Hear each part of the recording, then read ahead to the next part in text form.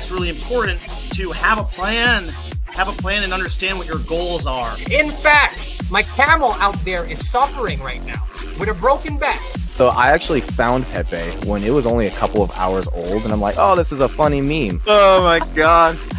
Yo! Who is this Degen? The old man is swing trading over years at a time. And it's like, that's where the real money is made. The answer is a permanent loss. With single-sided staking, you don't have to worry about impermanent loss. If you're aware, if you're disciplined, you can hone that into further financial growth. Financial freedom, to where you can actually live life and not have to be constantly living paycheck to paycheck. I mean, that's the ultimate goal, more or less, right?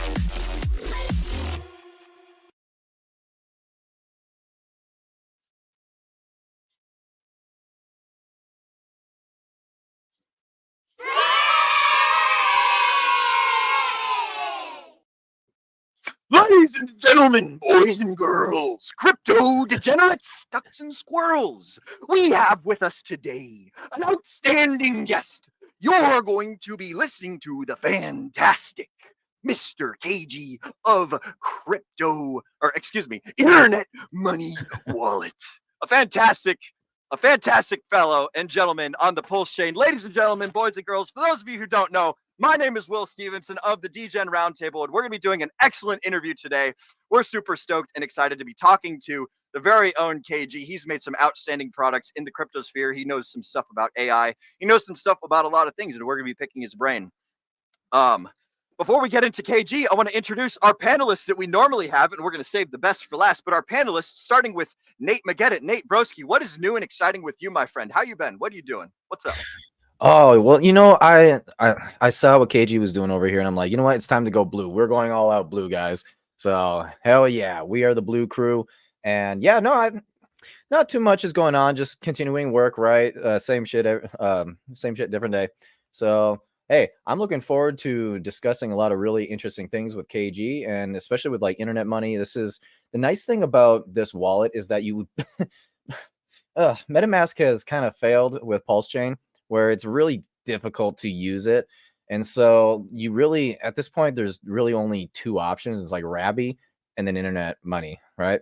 And that's literally it. So yeah, look, we're going to get into it. I'm looking forward to this. Apex Hex. How's it going? Hello there. Thank you. Going well. Been up to the same old stuff. Nothing out of the ordinary. Well, a couple things actually. Working on some educational content that we'll hopefully be releasing in the near future. But besides that, just basically all work, and good old crypto research. It's always fun. I like it. Outstanding. So you're working on some cool things and getting some good stuff done, which transitions me into Mr. KG of the Internet Money Wallet. Broski, for the folks at home who have never seen you, I imagine that most people that are watching us know exactly who you are, but on the off chance that there's someone catching this replay a year from now who doesn't know who you are, can you give yourself a brief introduction, who you are, what you do, and what's new and exciting with you, my friend? Sure. Well, first of all, I want to say thank you for having me on the show today. Appreciate you guys continuing to make all sorts of content, especially centered around Pulse Chain, bringing that attention and adoption. So keep up the good work there. Who I am, my name's KG. I'm the founder of Internet Money Wallet. It is an Ethereum wallet that supports all EVM chains. So if you're familiar with MetaMask, then you're familiar with Internet Money Wallet. Of course, we have our own features that make us better than MetaMask and other wallets in a lot of ways. And I believe we're going to dive into those today. What's new and exciting with me is we are building a lot of incredible things that are not only going to make crypto more approachable and expand the DeFi users toolkit, but we're also on the cusp of making onboarding and interacting with Pulse Chain as easy as humanly possible. It's about to get exponentially more simple to onboard, offboard, and interact with Pulse Chain. So I'm really excited about that. We actually haven't talked about that on a YouTube stream. So I got some new info for everybody here tonight. And overall, just lot of exciting things going on. Excellent. Outstanding. I love to hear it. All right. Before we get into the crazy cool topics of today, the first thing that we're going to do, Mrs. Producer, go ahead and get ready, is we're going to recognize our fantastic audience for watching the show. We're going to do some motherfucking chat shout outs. So we want to thank all you guys that are watching us live, that are talking. I'm pretty sure that my camera is still frozen with a thumbs up, so you guys can't see me holding up the chat shout out sign, but I promise that's what I'm doing. So, if one of you guys could let me know, Mrs. Producer, in the private chats, whenever my camera goes live again, that would be fantastic. But for now, let's go ahead and bring up these chat shout outs that we got going on. Holy smoke. Shout out to everyone in the chats. Starting off with our very own Mr. Kenturian54X saying, "What's up, Degens? What's up to you too, good sir? Good to see you. I'm saluting you. I promise. I don't know if you guys can see it on the screen yet, but that's what's happening." Up next, after Kenturian, we've got Mr. Moon-Pilled Rational Optics saying, "Raise a glass to friends, fortune, and freedom." Abso-fucking-lutely. I wish I had a drink ready. I got some sparkly waters in the fridge behind me, but that's good. I guess that's just gonna have to wait for another time. So, cheers and salute and Slancha, Prost, all those good words. Shout out to you, man, Moon-Pilled Rational Optics. Thanks for hopping in, buddy. After that, we've got Mr. Frank White of the Bang Bang Degen Gang. Good to see you, Frank. Welcome to the show. Good to see you as well. Nothing but fam in the house today. Speaking of fam, next up we got Tam Tam saying, "What's up, fam? What's up to you too, Tam Tam? Good to see you." Number one cheerleader in the Hex Pulse Chain and cryptocurrency space in general. So good to see you, Tam. Welcome to the stream. After that, we've got Hexagon Lost in Asia rolling up with the closed fist. Absolutely right, brother. We're going to rock the fuck on today. It's going to be a good time. Good to see you. We had an excellent time conversing with Mr. Hexagon Lost in Asia when we had stolen the effing hangout over on Friday of last week. So it was a good time. Good to see you in the chats, amigo. After that, we've got, ooh, man, let me see if I can, okay. Do we do Hex Deck? No, we're just going to go into Mr. Timothy Harris saying salutations, and he's got the little wine glass. Good to see you, Timothy. Welcome, and we appreciate you guys being here on the stream with us. After that, we have the very own Mrs. Producer. Could you pull it? Okay, Ted Nelson saying, "What's up? What's up to you too, sir?" Is that a person standing on a horse? Oh my God, I love your profile picture, bro. That's fucking awesome. Welcome, Ted Nelson. Good to have you in the show. It's going to be a good time. Then we have Come Get Me Aliens. We got KG, the MetaMask Slayer. Yes, that is absolutely right. KG is taking over the space. I don't know why if you guys are still using MetaMask, like I understand that it's like the popular thing to do, but there's way better solutions out there than MetaMask. I just recently stopped using MetaMask as much as possible. The only thing I still have it on is my phone, so I got to make the transition for that stuff. But yeah, MetaMask is dookie booty compared to Internet Money Wallet and all the other extra awesome wallets out there. So 100%. Next, we've got Hex Monkey. Oh no, excuse me, Mr. Beyond All. What's up, fellas? KG is in the house. My favorite founder, next to Richard Hart, with the best product in this ecosystem.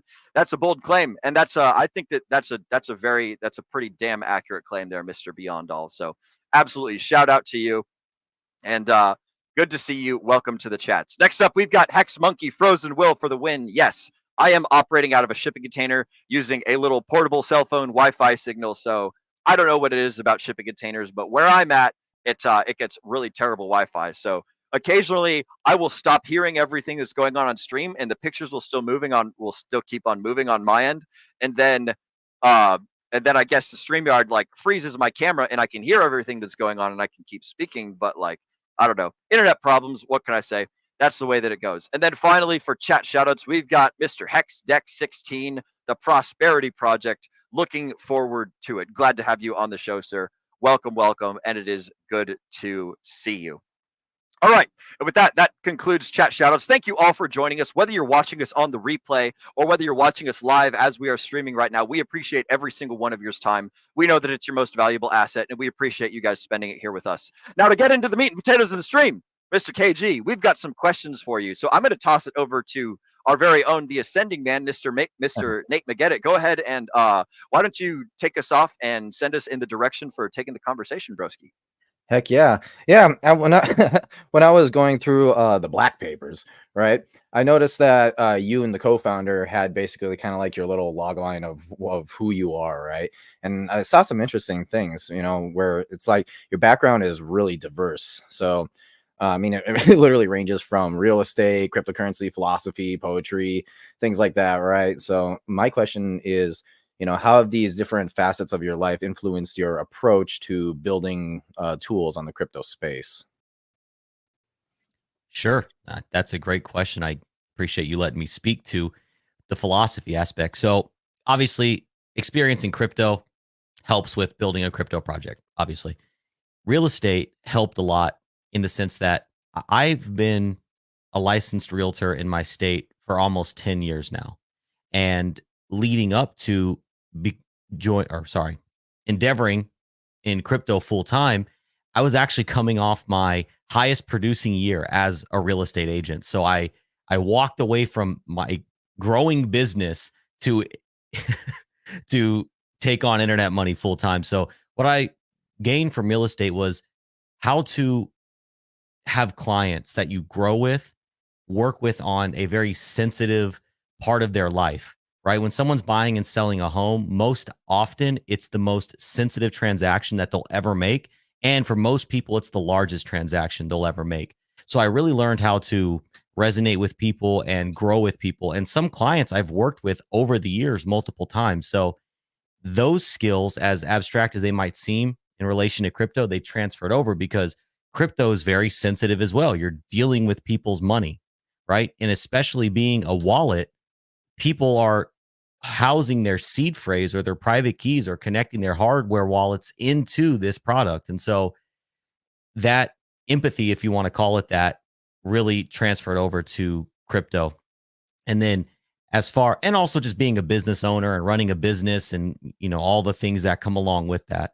And then in terms of philosophy, poetry, that side of things, one thing I like to talk about with the crypto space is we like to talk about crypto as being financial freedom, right? And when you say financial freedom, most people think ones and zeros in the bank. I have enough money to do whatever I want, travel wherever I want, eat whatever I want, buy whatever I want, whatever. And that's part of financial freedom, absolutely.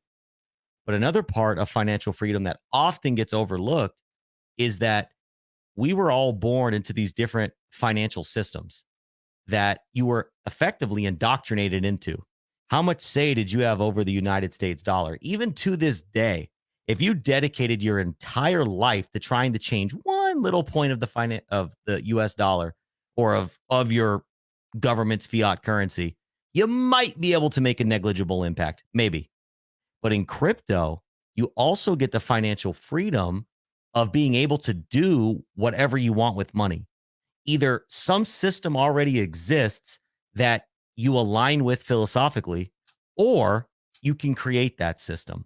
And so I put that background of philosophy in there because if you have somebody out there just creating crypto products without thinking about the moral and social and philosophical implications of every little thing they're doing, they, in my opinion, aren't fit to be a crypto founder because, again, it is the rules of a money game that people may resonate with to help free them in some way.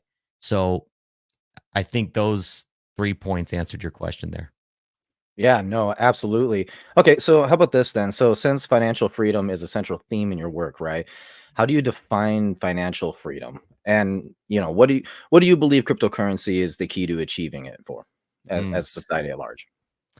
So yes, kind of reiterating that initial point is Mhm. one, look, we're in crypto to make money. Let's be honest. If you're not in crypto to make money, I don't believe you. So, there's nobody that I've met in crypto so far that is, and there's influencers out there and maybe RH or whoever, but 99.9% of people who are in crypto are looking to make enough money to make moves in their life financially because we are strapped by bills or debt, or we have dreams or passions that we can't bring to life because most often they're suppressed by money, right? You need more dollars to do the things you want to do, right? Money is actually a currency. It's the ability to take your ideas and channel them into reality. So obviously making money, and then like the philosophical stuff I was saying earlier, just giving human beings the ability to interact with money in any way they see fit. And your traditional government fiat dollars, for most people, don't afford that opportunity. Both of those opportunities. Yeah. Okay. So one more, and then I'm gonna pass it over to Apex. So, how do you balance then that philosophical ideas of decentralization about the financial freedom, right, with the practical challenges that is regulation and or like kind of mainstream adoption, letting in big players? Sure. So in everything we do, and in software in general, and if someone's a good software engineer and a good software team, they will admit to this fact. It's not just code and you're done. It's in every code is a language, and behind that language is philosophy, is morals, is intention. And so in every little thing we do, we try to make it as decentralized as possible. That's one point. Now, decentralization is a spectrum. I don't know that anything has ever reached true 100% decentralization. I think it can be more or less decentralized. So we're always trying to make things as decentralized as possible. So that's a core part of our philosophy. Another core part of that philosophy is how do we make things as private as possible? Like you mentioned, Rabby Wallet. Again, great wallet with great features. But if you care about privacy, Rabby is a non-starter for you, right? Rabby, they collect user data, store user data, sell user data, and they have disclosed that should the government ask for that information, they will comply. This you can all there in transparent English in their privacy policy. And now if you're a Pulse Chain user being in Pulse Chains being pursued by the US government, you should proceed with caution for a product that's collecting and storing your data and will comply with the US government. Side point. Internet Money Wallet, we collect absolutely no user data, zero zilch, no KYC, don't know anything about our users whatsoever, which actually sometimes makes it harder from a debugging software standpoint. But it's worth it because if the government comes knocking at our door, we comply with an empty basket. So it's a win-win. We get to stay in compliance while also protecting user data. So those are two key points of our philosophy as a team. That's awesome. Yeah, there's no info to give them, so they can come knocking for whatever they want. But sorry, buddy. Yeah, I got nothing for you. Exactly. And I don't want your data. I don't want anybody's data because there's a level of responsibility there that I don't want, because let's face it, and it's your data. People deserve to have that freedom to transact without some centralized entity knowing what they're doing with money, why maybe they don't know why, but what they're doing with money, what device they're on, what their IP address is. And Rabby, for example, they collect all that. MetaMask collects a lot of that too.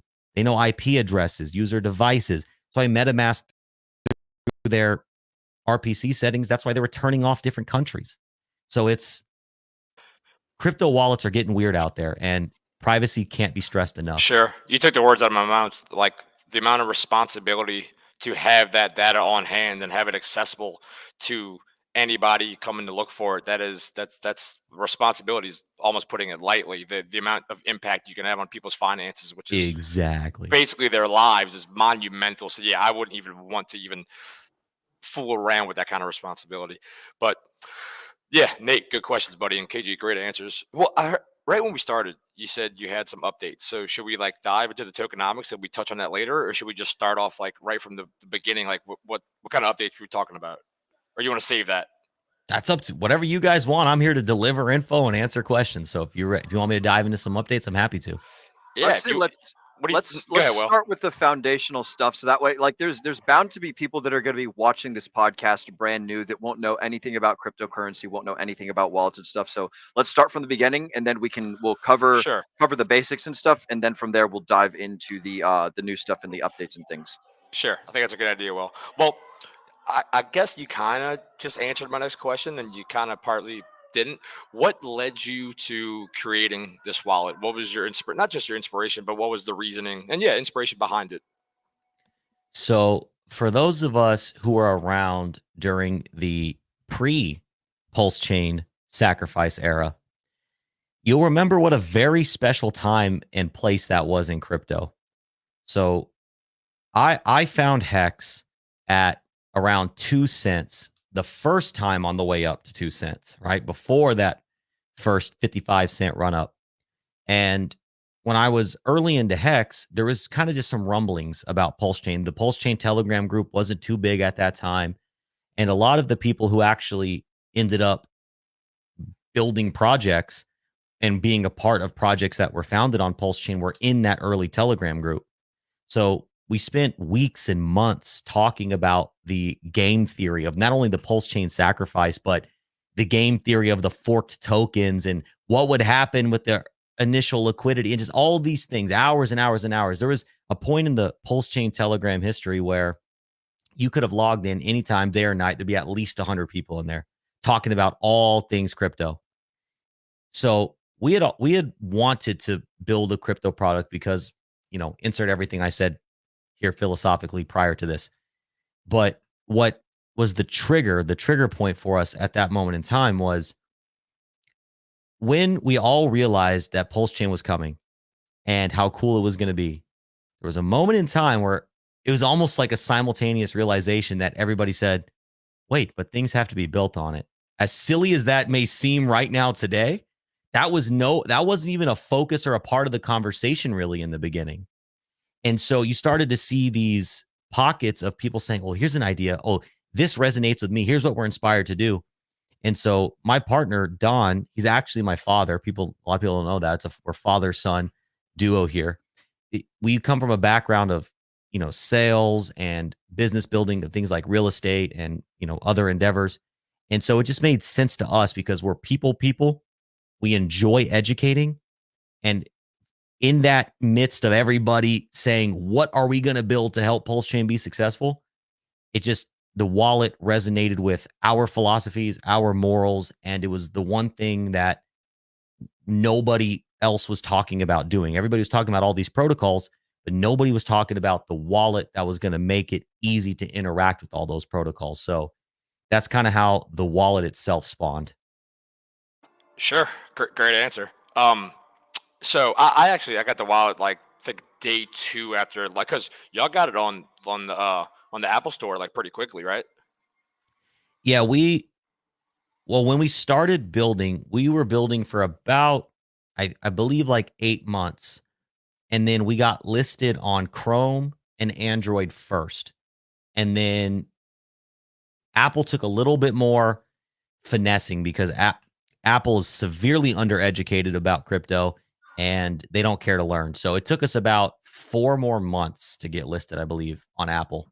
So, but still impressive that y'all were able to do that. That's what kind of, because at the beginning, I didn't know too much about you, to tell you the truth. And once I saw it on Apple, which I don't think I should say it was on Apple, so it's a guaranteed great project. So I'm talking about for people to download other crypto things, like they can still be faulty. But that's Sure. what kind of gave me the go ahead to kind of research into it. And that's when I got it. And I fooled around with it for a while. I really liked it. And honestly, that's when I bought a chunk of time token. Nice. Came out. Yeah. And I said, I'm going to see what this is all about. So for like a week, I had it in there. And every time I'd go to my portfolio, like time was just like massively outperforming everything. It was pumping like crazy. And this is the beginning. This is like at the start of like Pulse Chain launch. And it was just absolutely on a rip. I'm guessing that's because of liquidity bonding, or I don't know if people were buying it outright or whatever the reason was, but it was ripping. And then I went and looked at my wallet and I saw that like I was getting Pulse for free for holding time. That's how it works, right? Correct. Yes, sir. So go ahead. No, I was going to say, can we dive into the token now? So you have there's 2 coins, right? IM and time, correct? So we actually have 3 tokens, but because this is the intro, I think we should only focus on time for this purpose, because that's sort of our flag. That is our flagship token. And I think that for everybody just learning about the ecosystem, I feel like that's the one that we should focus on. And the other 2 is like deep dive tokenomics if we want to go there. Okay. Well, that was my next question I was going to ask. So we could go straight into time, but I did want to ask about IM. Does IM, the token itself, it actually has some tokenomics to it? Oh, yes, absolutely. And IM is interesting because the very first thing we ever launched as a team was actually IM, Internet Money, on Binance Smart Chain over 3 years ago. So when people say, how long have you been building? Well, 3 years. We were building before Pulse Chain even existed. So IM, basically, we established that when we knew the wallet was what we were going to do, we decided that, well, if people are going to have a wallet, they need a currency to transact with. And so IM is fully decentralized, no admin keys, it's immutable, no team supply, no team allocation, no like reserve for marketing, no taxes, no reflections. Not saying anything negative about tax or reflection tokens, saying IM doesn't have that. And it actually has a buy and burn mechanic tied to the internet money wallet. So it's decentralized, immutable, and deflationary, and liquidity is locked or burned, actually. So IM is more of our sleeper token in that you would buy IM if you believed that we were going to be successful in the endeavor of getting IM adopted as a currency for goods and services, whether it's digital, physical. That's why you would buy IM. Or if you just want a decentralized, immutable, burn liquidity, if you want to treat it like a meme coin, you can do that until it isn't. Sure, that makes sense. Well, yeah, then we could dive into time. So, like, most people know I'm essentially like RH Maxi. Like, you'll usually only catch me promoting his products because I would not want to promote something that could be a rug pull. But time is actually one of the coins that like I actually have 100% faith in, or at least I do so far. So like I've really enjoyed it, and I'd like you to go into the tokenomics. Like I could give you the dummy version of how I interpret it. You have time, you have it in your internet money wallet, and as fees accrue from transactions on the wallet, you get paid in Pulse, right? Yes, but I'm going to take it a little further and summarize there. Like I said, dummy version. No, that was great. That was great. So time, or time dividend, is the full name of the token, but the ticker is time. It actually is not specific to Pulse Chain. So we actually have time on 4 different networks right now. We have it on Pulse Chain, Ethereum, Binance Smart Chain, and Polygon. And so within the Internet Money Wallet, we have an in-app swap feature on those 4 chains as well. And it's actually the best place to swap on Pulse Chain specifically. And it's a really amazing place to swap on the other chains. It's the best place to swap on Pulse Chain because we have every liquidity source in there. And so if you're looking for the best place to swap, it's actually within the Internet Money Wallet. A lot of people think, oh, swapping within a wallet is bad. That is a old, outdated paradigm that we have to dissolve in our mind. If you think that way, you're thinking the wrong way. It can be bad, sure, but it's not inherently. And so when you swap with it within the Internet Money Wallet, we present you every place to swap on Pulse Chain right at the same time, show you the highest yielding source, and you could choose to swap there. Or if you're a PulseX Maxi, you could swap right on PulseX every time if you wanted to. There's no forcing you to go anywhere. It's you choose where you want to swap. Hey, but here's the best place that we recommend. So people are usually getting higher yielding swaps within the Internet Money Wallet. Now, the entire wallet is free to use, but there's a small transaction fee on that one feature alone. When you swap, 100% of that swap fee gets distributed to time holders. 100% of that fee gets distributed to time holders. So that fee, depending on what chain you're on, is paid in that chain's native coin. So in this case, on Pulse Chain, that fee is paid in Pulse. On Ethereum, it's paid in ETH, on Binance, BNB, and so on. Whatever chain we launch on, it'll be that chain's native coin. So Sure. on Pulse Chain, you get that fee in Pulse. Now, how do you earn it? You said you have to hold time in the Internet Money Wallet. You actually don't. The contract doesn't care what wallet you use. Now, the best way to track and claim those dividends, we call them dividends in our system, is through the Internet Money Wallet. No staking is required for time. That's another innovation. We actually invented time. There's no other token out there like it. We invented this. So you don't have to stake it. You don't have to lock it up. You don't have to delegate it. You simply hold your time, and you can claim your dividends, your passive income, as frequently or infrequently as you choose. There's no minimums. There's no maximums. If you go to jail for 45 years, you come out and you could collect your Pulse bags. If you get into a coma, fine. If you want to claim every single block, fine. Completely customizable. It's simple. It's user-friendly. It's hold, and it's earn passive income as the system grows. Yeah, so I experimented with it. Like I'd claim it like every 6 hours. Then I'd wait a week. Then I'd wait like 3 days, and it's didn't have to stake anything. It's just readily available. Exactly. Nate, you had a question, buddy? Yeah, so I actually kind of want to go back to a certain question that kind of hit me in a certain way. So, I mean, what technical innovations enables internet money's deflationary burning mechanism across multiple blockchains then? So each token is chain specific. So we'll just talk about everything I say in relation to Pulse Chain. You can just insert other chain here. Okay, that's for everything about time, everything. So we have a buy and burn, in which you can see if you go to, you don't have to right now, but if anyone's interested, you could go to app.internetmoney.io and basically take everything I just said about time, and we launched contracts that can hold time, and all those dividends that they're earning, they can buy internet money off the open market and it burns it. We actually have a buy and burn for internet money, time. A lot of people don't know this. Hex, PulseX, and Ink. Every swap done within the internet money wallet buys and burns IM, time, Hex, PulseX, Ink, Axis, Texan, loan from Liquid Loans, and we can launch that for anybody. So that's how the buy and burn works. We have a really comprehensive walkthrough on our YouTube channel. On every single token you just mentioned, we've had them on the show. Yeah, Walrus, Brandon, or Rags, all of them. And so our ecosystem, because of time, is buying and burning their tokens. Time is such a beautiful token. A token doesn't even do it justice. It is Financial instrument. Yes, financial instrument. Thank you. There's nothing like it in crypto. It's not even a marketing scheme. I challenge anybody to find something doing the same thing. It's not. I have a question for you about it. Yes. So you said the fees are paid out to time holders. Are those fees percentage based? If I hold 2% of the time total tokens, I get 2% of the fees?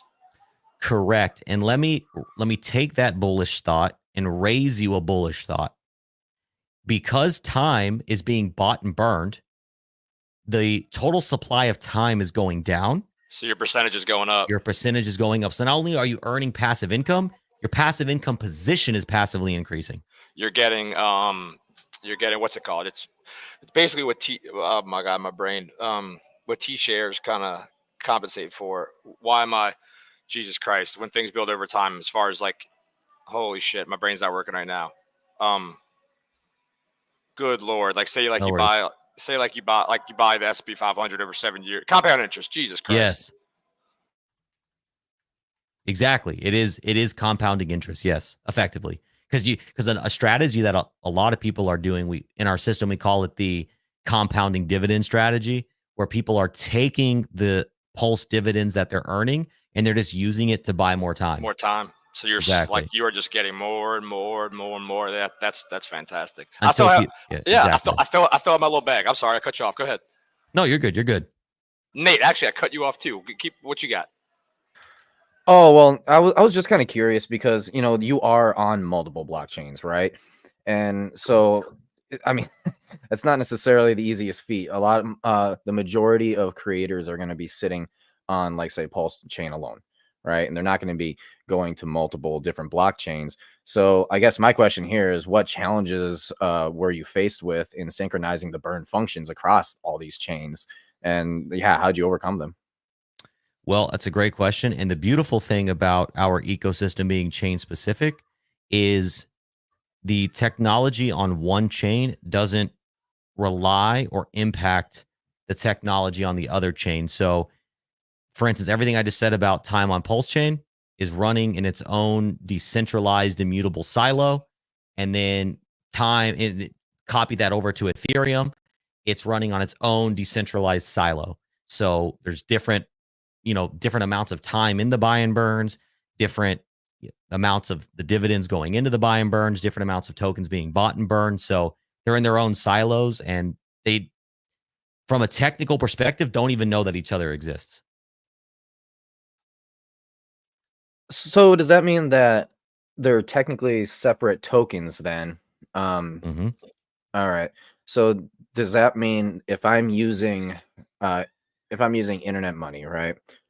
And I'm going to be getting time on all, like, let's just go ahead and use an easy example.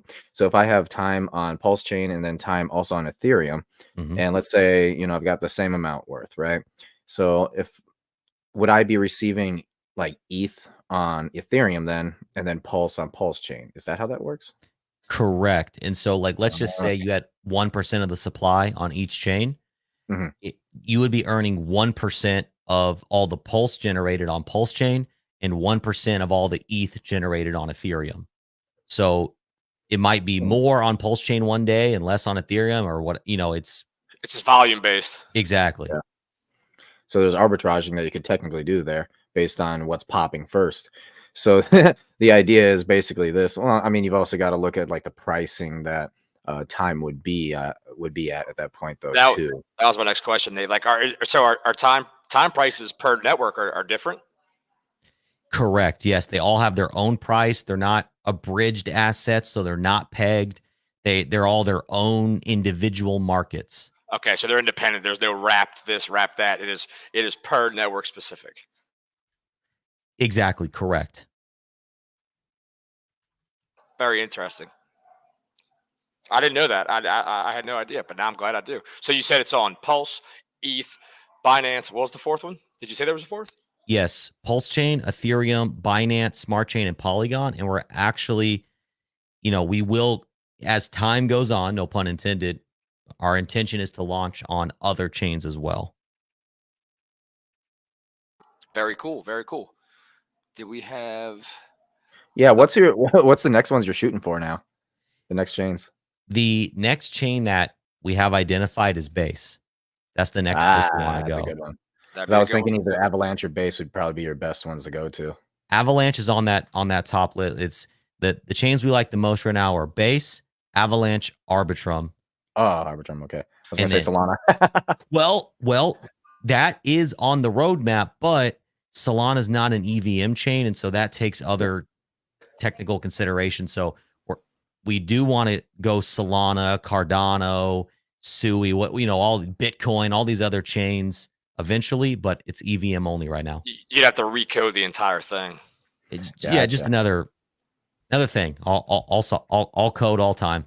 All Okay, money. so it is eventually going to get there, but not quite yet. So, yeah. But I mean, what you kind of want to do anyways is you instead would rather, well, I think you would instead. Okay, so here's a strategy that you can do that I think would be really helpful for people, right? And this is what I'm hearing. Correct me if I'm just completely off base here. But what you would want to do is you would want to buy like the cheapest time token. All right, buy the cheapest one, and then, but you also want to buy the cheapest time token that also has on the chain that has the highest amount of volume. So you kind of try and find that center, and then you just put it in your wallet, let it sit there, and then the reflections obviously are going to get you some stuff out of that. And then what you could do is you can take those reflections, and then even as say time that cheaper time token, it'll start pumping up because it's higher volumes on that particular chain. Eventually people will buy into that. And then from there, you can sell it over into another chain, into the other time token. And you can just kind of keep this sort of like rotating, It's almost like a flywheel at that point where it's like just going between chains, Well, as far as that, Yep. That's a good point, but I have a question about that. So I like the whole strategy buying the cheapest time token per network, but is the supply the same every network? So the supply of time starts out at 2 billion when we launch on a new network. And then depending on how the buy and burn goes, that dictates how fast the supply gets lowered. So right now, the most buy and burn pressure we've had is on Pulse Chain. And so that has the lowest supply. And then, so it starts at 2 billion. It never inflates beyond that. Okay. Yeah, Only Dave, goes down. I like your thought process there. That's interesting, buddy. I know you like the money printer. I'm really good at making money printers, man. So the second I start hearing this, I'm just like, there it's going. It's a good strategy. And like the thing is Pulse Chain is obviously our most popular network. And Ethereum is second, Binance is third, Polygon is fourth. So basically, if somebody thought that we were going to continue to get traction on Polygon, you could argue that that quote has the most opportunity because right now time is generating the least amount of dividends on Polygon.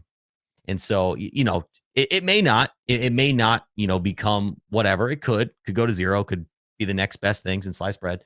But the thing is in terms of early adoption in our system, you can't get earlier than adoption on Polygon, for example, because it's the lowest adopted, not just in terms of time, but in terms of swap volume. And that's our lowest volume there.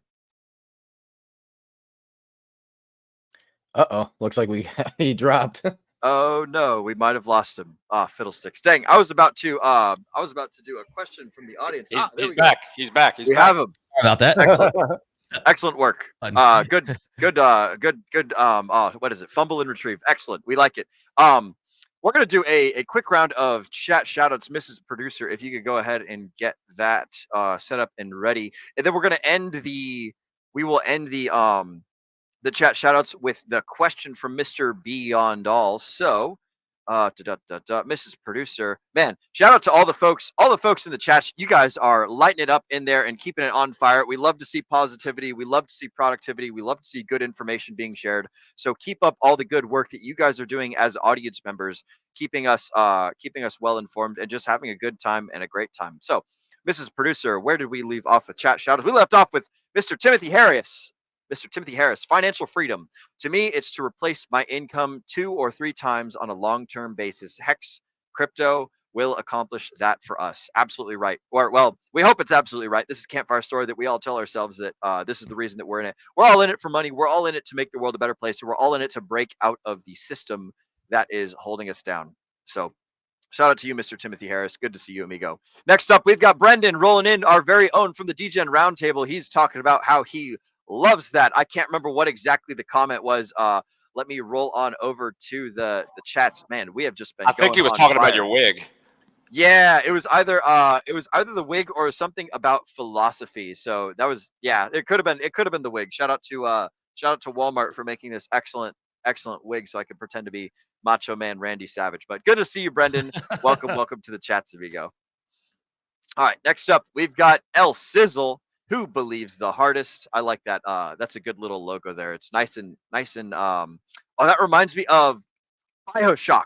That's what it is. This guy's little logo thing reminds me of BioShock. Good branding there, El Sizzle. Who believes the hardest? I don't know.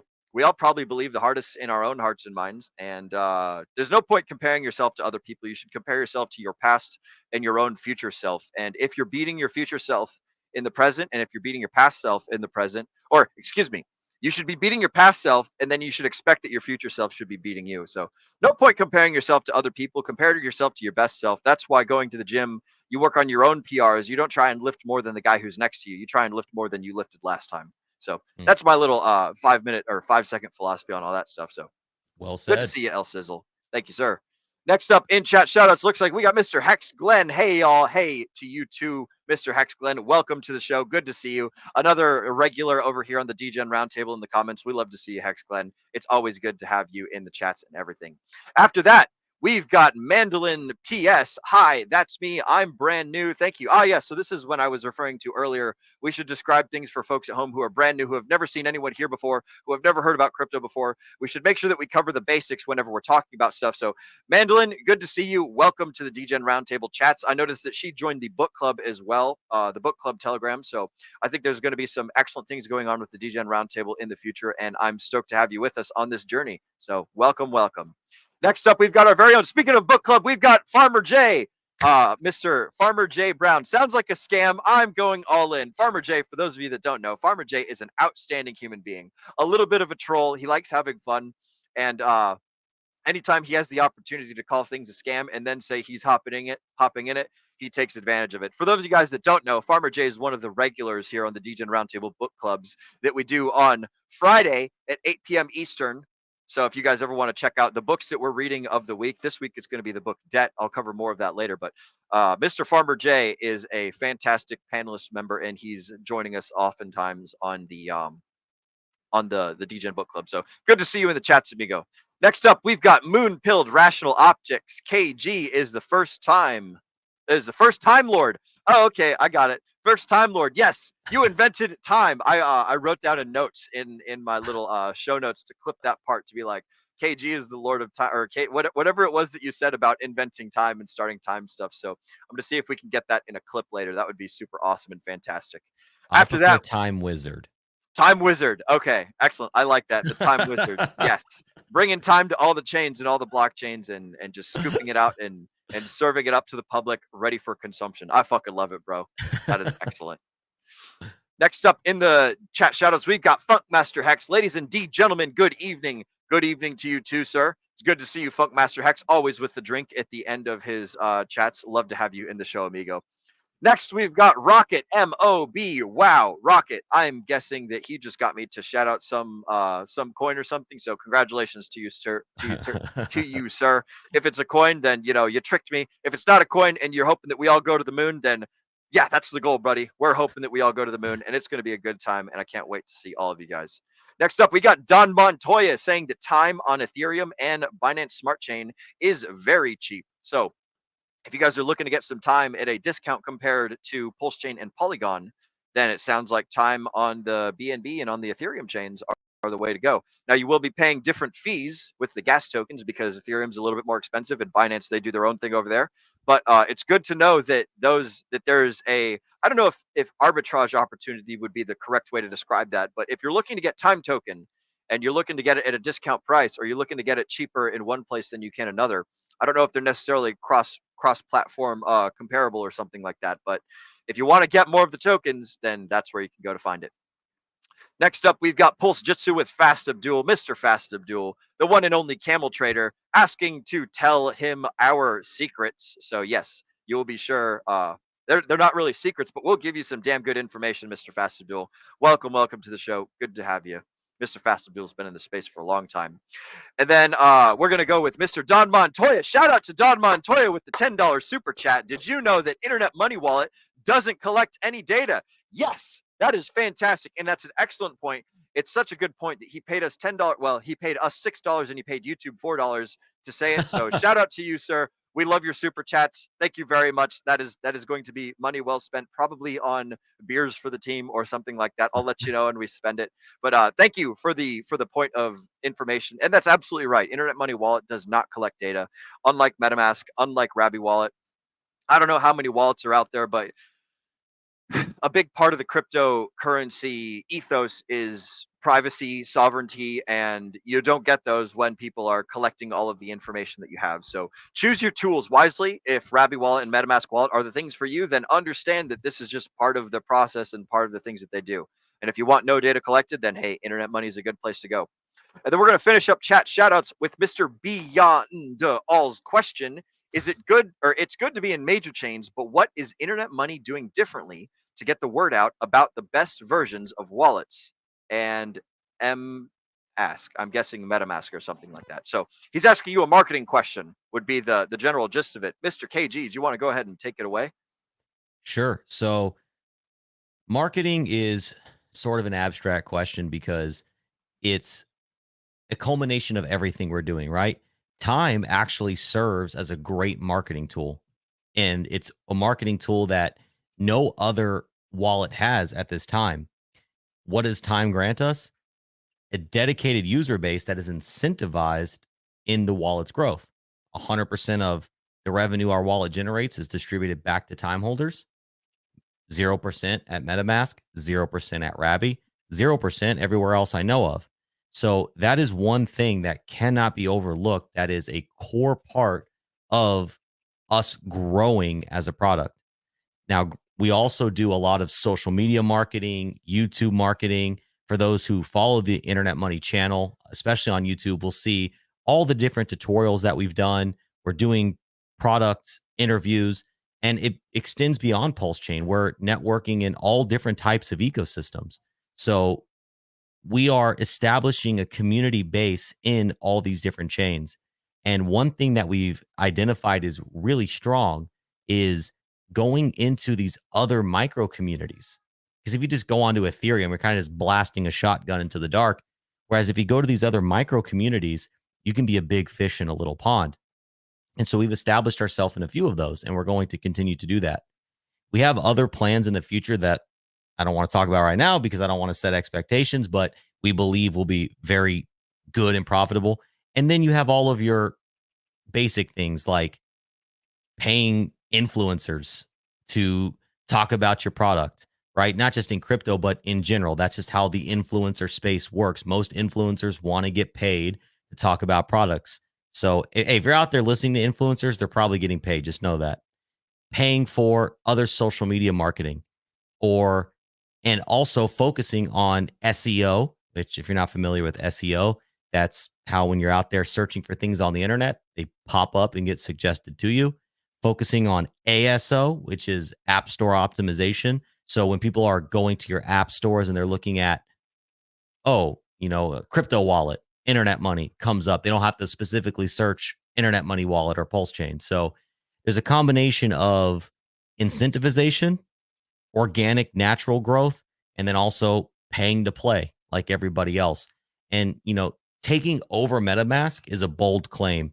And it's not even a claim we're necessarily going to make, because that's like saying, in a way, your local or your small chain is going to take over McDonald's. Are they? Probably not. But that's okay, because Wendy's is also successful. Burger King is successful. Insert other mega chain here. So we recognize that we're competing with the product that invented the technology, right? We could say what we want about MetaMask, and there's a lot of negative things to say, but they invented the EVM wallet. They are ingrained into the crypto zeitgeist. So while we want to be bullish, we also want to be realistic. And we're going to continue to do this guerrilla warfare style marketing that we've been doing since the beginning.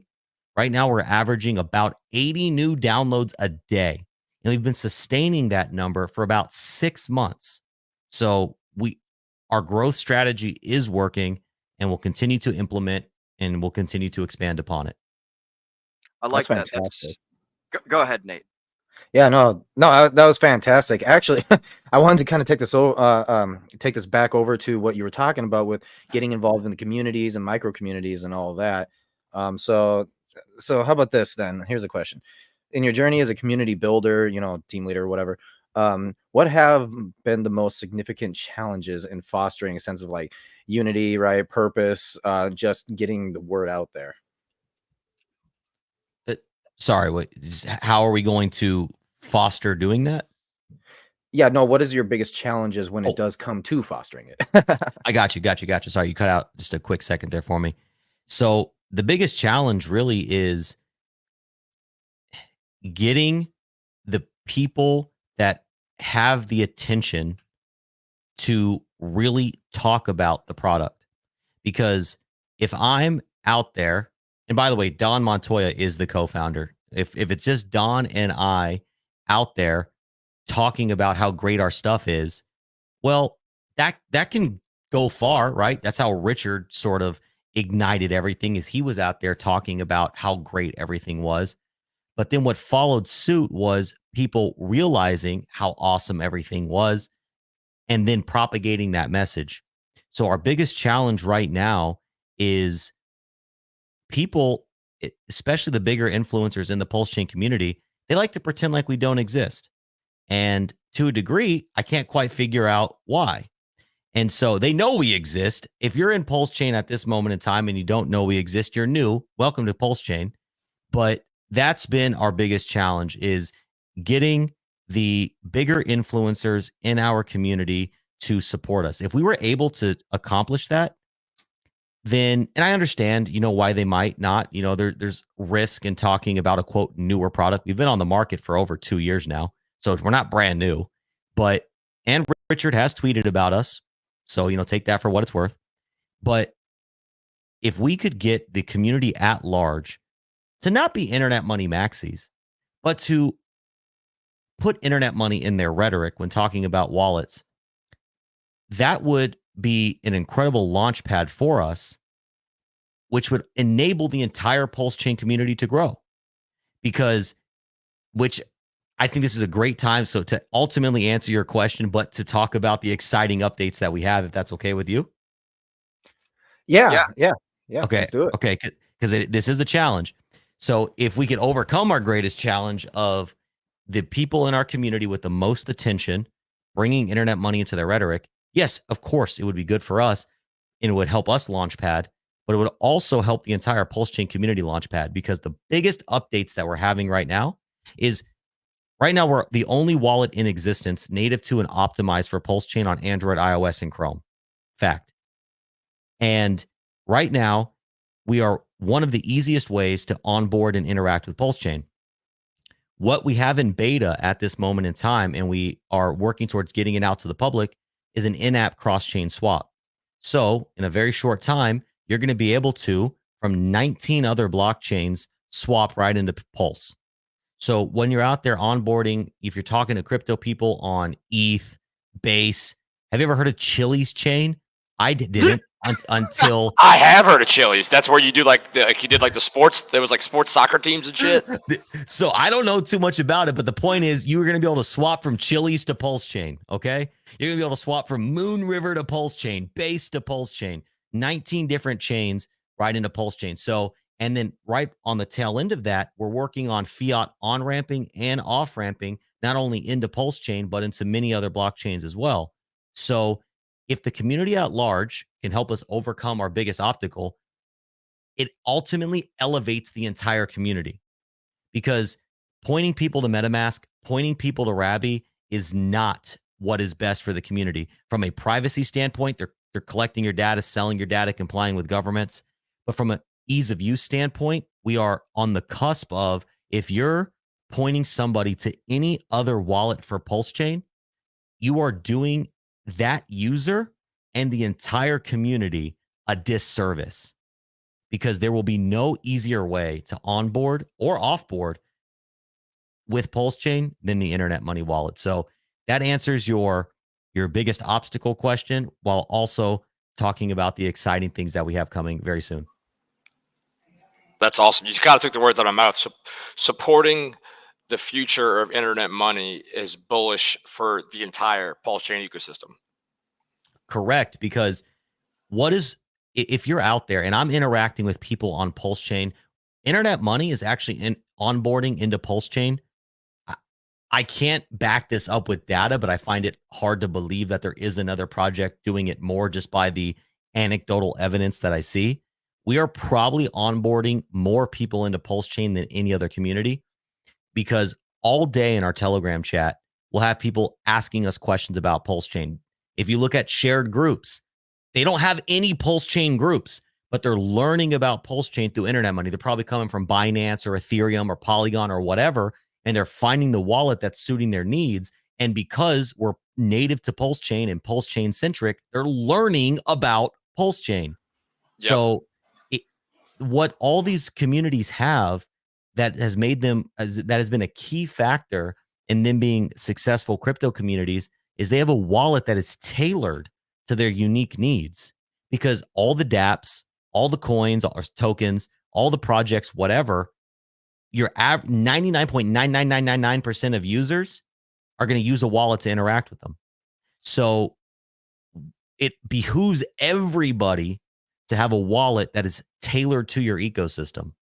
Sure. By proxy, people, if you funnel people, not funnel, but if you send them to IM, you're funneling them into the Pulse Chain ecosystem. Correct. Absolutely correct. So even if you're out there like talking to someone who's a Base maxi, hey, I got an awesome wallet for Base, internet money. Okay. Then they're going to download the wallet, and to get on Base, they physically have to click the Pulse logo and switch to Base. So like you're onboarding and introducing Pulse Chain to people, even if you don't talk about Pulse Chain. It's amazing. Sure. I love that. Yeah, I have this wallet that, like you just said, soon to be, you'll be able to interoperable switch between chains. So, okay, you're a big Polygon fan. Well, you should definitely check out this wallet. It doesn't store any data. It's got a coin on it that you can have that gives you free yield in the native gas of the native gas token of the chain. And what are they going to see? A big Pulse logo. Exactly. And they're inevitably going to, and we're already seeing that. Like, that's not like, oh, that'd be a cool idea. That's like, we're getting constant feedback that we are introducing people to Pulse Chain. Like, that is happening daily. you got to dive down the rabbit hole. That's how I got into Hex. I mean, I didn't know anything about Hex. I had somebody tell me about it, but that's not what got me into it. I started researching about Bitcoin, and I found old Richard Hart videos, and I went down a rabbit hole, and that's what got me on the Hex. Just like you said, people learning about IM or needing a dependable wallet will funnel them to Pulse Chain. Exactly. It's an understatement. Like, for example, I believe Trust Wallet supports Cardano, but they have a wallet on Cardano. I think it's maybe Mu Wallet or not Mu. It's some other name. I don't know. Anyways, not gonna try to remember the name. But the point is even though I could use this wallet over here that kind of interacts with Cardano, cool. I could use this wallet that has all these unique features tailored to the Cardano ecosystem, and that's the wallet that the Cardano community is rallying behind because it makes their ecosystem easier and more feature intensive. It is kind of silly to talk about, not to talk about other wallets. That's fine. Again, I'm not expecting internet money maxis. I'm expecting people to talk about it when they talk about other wallets. Hey, there's MetaMask, there's Rabby, great wallets, but hey, there's only one that's built for this ecosystem. Hey, yeah, if I'm a Cardano guy, why would I not want to promote the Cardano wallet that's healthy for Cardano? Exactly. And not only that, it's also has other native networks to it. So it's not just Cardano based. You can send other coins to it. Yeah, for sure. That's really neat. Exactly. Okay, so how about this one then? What if Richard Hart makes a wallet? Nate Howard. Damn it, I have that question listed. I was going to ask that. That was going to be my last question. Before we get too far into this stuff, I realize that we're talking about wallets and we're talking about cryptocurrency, and there's perhaps people in the audience who don't know anything about what a wallet is as it relates to cryptocurrency. So I'm going to do a real quick explanation for the folks at home who are listening right now who don't know any of this stuff that we're talking about. So in the traditional finance system, you have a bank account, and then your bank account has a credit card, right? And you carry your credit card around and you like swipe it in machines and you do all sorts of cool things. A wallet in the cryptocurrency sphere is basically a two-part password system that allows you to transact your tokens that you have access to, and you can send them to places, you can sell them in other places. It's basically your way to intermediate with the blockchain, which is where all the information is stored in the cryptocurrency sphere. Think of it as a giant Excel data, like a giant online Excel data spreadsheet, right? And you've got your own little way to move your own little blocks and translate your own little numbers around. The way that you do that is you download a wallet, which is just, think of it as like a glove. You put a glove on your hand, actually, and then you use that hand to go and manipulate everything that's on the blockchain that's under your control that like allows you to do. Now, you could put on an internet wallet money glove, right? You can put on a Rabby wallet glove. You can put on a MetaMask glove. Your wallet is still your wallet. The way that you access, excuse me, let me clarify a little bit. The glove that you're putting on when you're using Rabby, when you're using internet money, when you're using MetaMask, when you're using any of these theoretical wallets, it's just a user interface that allows you to interact with the blockchain using a specific UI. So if I were to delete my MetaMask wallet right now, I can go and download a Rabby wallet. I could go and download internet money, and I could interact with the blockchain using my same a special account number, using this different program, this different user interface in order to do so. So for the folks out there who have let's say you started an account on Coinbase, in their big giant Coinbase private ledger system, they have your name, John Smith, and they have how much money you got. John Smith has 10 Bitcoins, but they're the ones that are keeping track of it, and they're the ones that hold all of your coins for you. You don't actually have access to it. Now, you can go onto Coinbase's website and say, hey, Coinbase, move my 10 Bitcoins off of your wallet or off of your address onto this separate address. And then you get your coins sent to that address, and then you can access that address through different wallet blockchain functions. Not blockchain functions, user interface functions, of which we're talking about internet money right now. So just for the folks at home, that's a quick, brief little explanation. Do any of you guys on the panel have anything to add to that before we carry on into this question about Richard Hart and stuff? You said it pretty well, Will. It's basically you have a wallet, and then you have the front end to wallets. Yes, that's a better word for it. A front end, yeah. I would almost call it like a safe, right? If you imagine that you have a safe, how do you get into that safe where all your money's at? Well, you got that thing, you got the key or the little notch thing you have Dial. to throw. Yep. The dial, right? That's literally all that when you download a wallet, that's literally all it is. It's like, okay, now I'm able, or it's a key, I can put it in there, right? That's that's the only thing it And is. your private keys are the pin. Yep. And they're stored on this wallet temporarily, right? So the private keys, you can take them and you can put them on a different user interface, and you can access your same assets that are saved on that in that like little safe or something like that.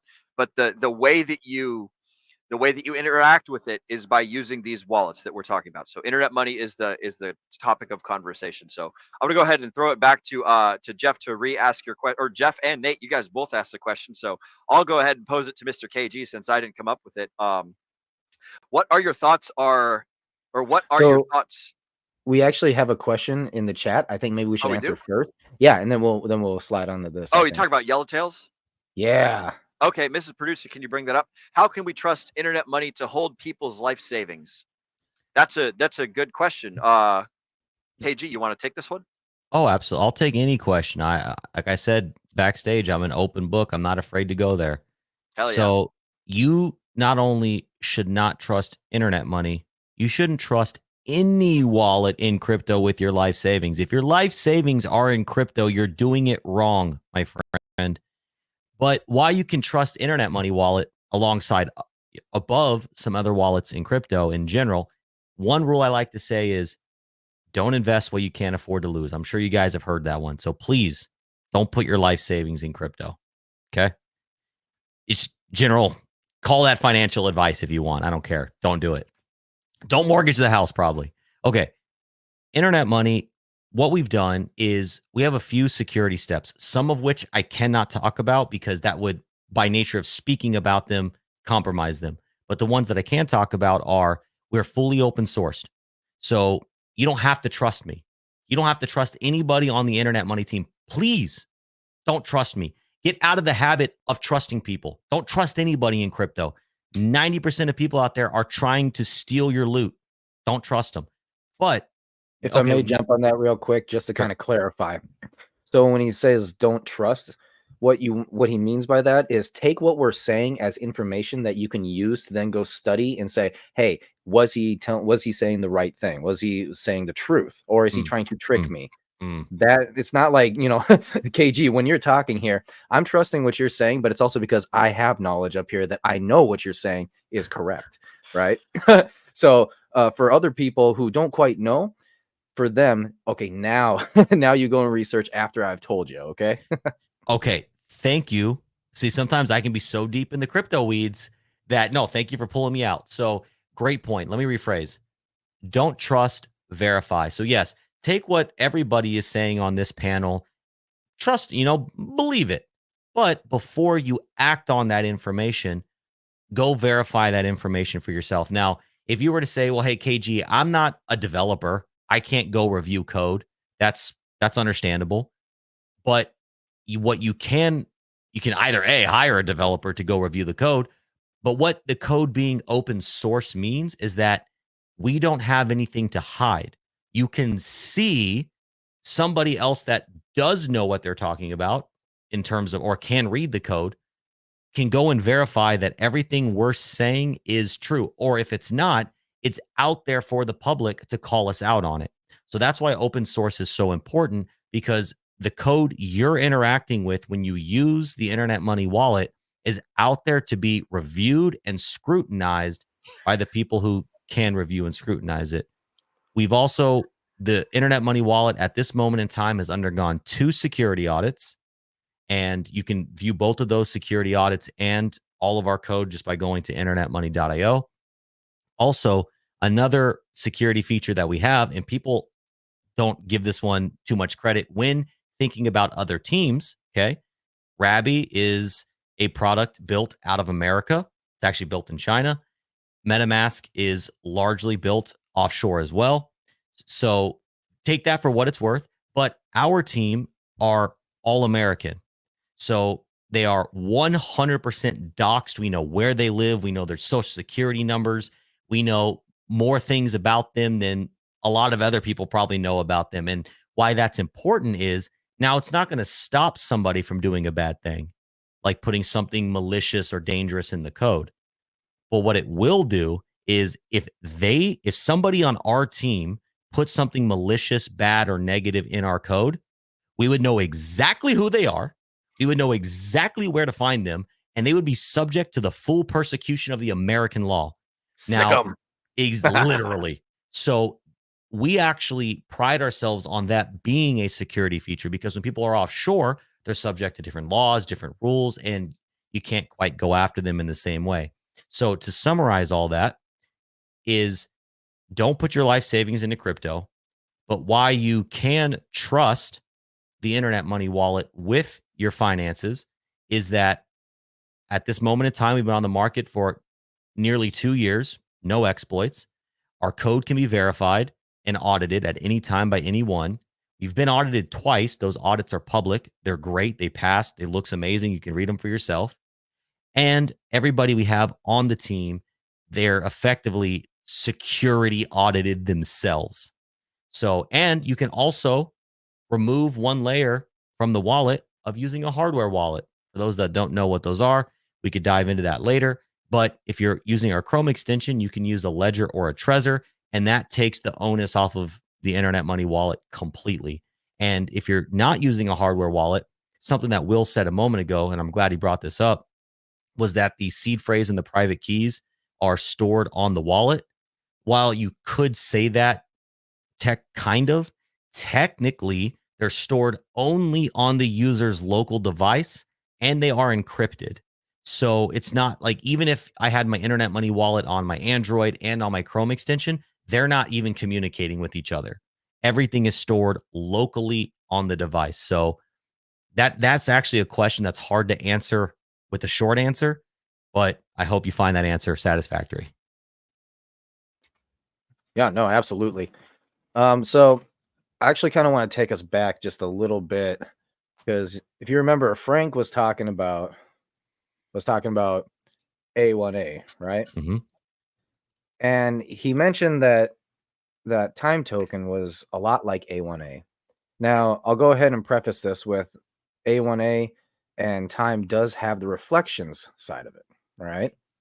However, what is the actual difference between A1A and time? A1A, time doesn't have reflections. A1A is a reflection token. You are charged taxes when you buy, sell, and maybe even when you transfer it. I don't know that for sure, but when you buy and sell it, there are taxes. So I don't know if the taxes are 10%, 5%, whatever, but you actually lose that value on your bag. That bag gets distributed to other people, or maybe it's used to buy some other token, and that other token gets distributed to people. I don't know exactly. I know there's several tokens in that ecosystem, so I don't know exactly which one that does. But basically, it takes value from the trader, and then that's where the value is derived from.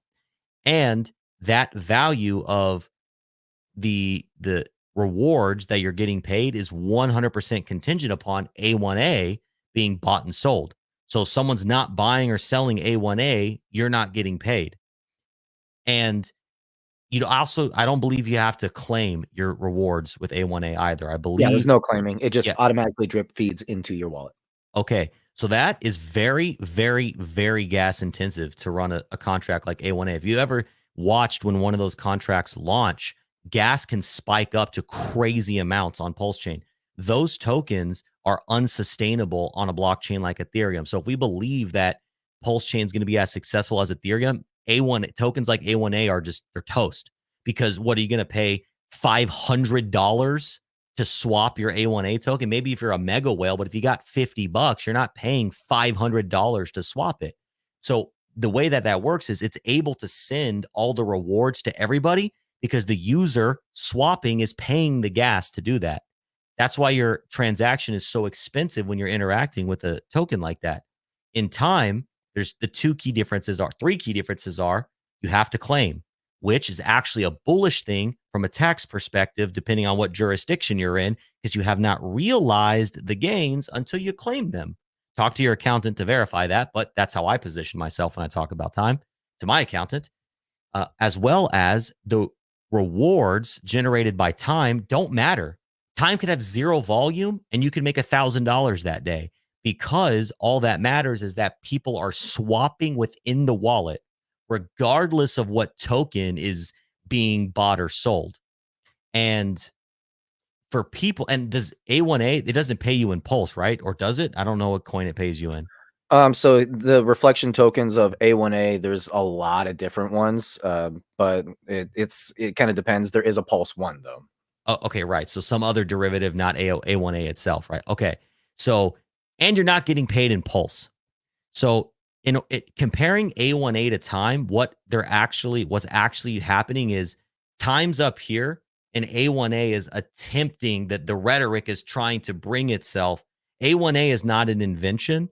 It is a fork of the Pulsarian factory, if I understand correctly. It's just another copy of a token. Hey, no disrespect to A1A. That's fine. Please trade it within the Internet Money Wallet.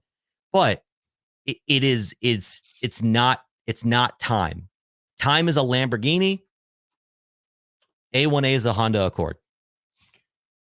I keep hearing A1A, and I'm waiting for somebody to say like Beachfront Avenue and like Vanilla Ice comes on and stuff. I've never said A1A so many times in my life. I'm just waiting for it. I want to good response. Go ahead, Will. I want to transition our conversation away from A1A. Go ahead and finish your thought, KG. And I just wanted to round that off and say again, I only position them against each other in that way because I was asked to make a comparison. I have no token bias. I support your financial freedom, whatever you want to buy and sell. The A1A logo is preloaded in the Internet Money Wallet. There's price tracking for A1A and all the assets. So no negative, no bias. I was just making a comparison, and that's why I went there. Excellent. Yep. Ooh, I'm glad that you mentioned that. So you guys have you guys do the logo showing for tokens and things in the Internet Money Wallet. Do you guys have a public criteria for what is required of people if they want to have their token listed inside of your guys' swap or inside of your guys' wallet swap feature? No, actually, we thought about doing that in the beginning, but we didn't want to replicate what like CoinGecko or CoinMarketCap does. So basically, it's just like submit it to us and just be patient because we're at like 300 tokens on Pulse Chain now, preloaded in the wallet with the logo. But yeah, regardless, if your token doesn't have a logo within the Internet Money Wallet, A, let us know. We'll get it added. But B, all Pulse Chain tokens have price tracking. We actually have price tracking for every asset on 72 different chains within the wallet. So that is nuts. It's not like MetaMask where you're like, oh, my token doesn't have a price. No, not an issue in the Internet Money Wallet. All your tokens have prices. I was going to ask because I was recently talking to the gentleman over at Pateus. Shout out to the Pateus guys as well. I was talking to them on what are their requirements to get tokens listed to having like support on there. Now they're a what would you call them? Aggregator. A DEX aggregator. Yes, thank you. They're a DEX aggregator. So they actually provide like a service where they go out and they find a whole bunch of prices from a bunch of places, bring it all back into one spot, and they route tokens that have significant liquidity pools.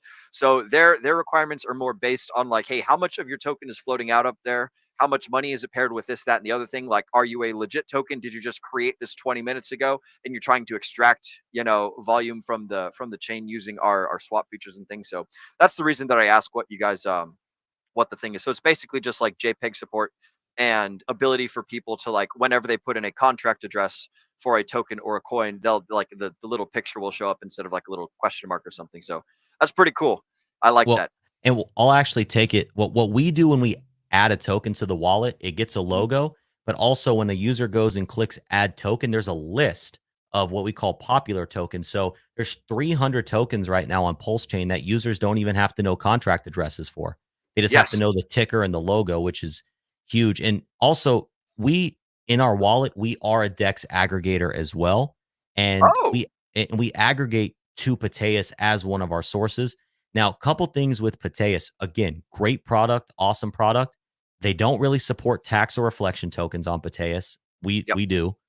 And also, they have like a whitelisting thing. So users have reported that they get better trades in the Internet Money Wallet often because we don't have that whitelisting. So when you swap in our wallet, you're going to compare all the DEXs individually and Pateus. So if Pateus is the best place to swap, you'll see it in the wallet. If it's not, you'll see the individual DEX that is.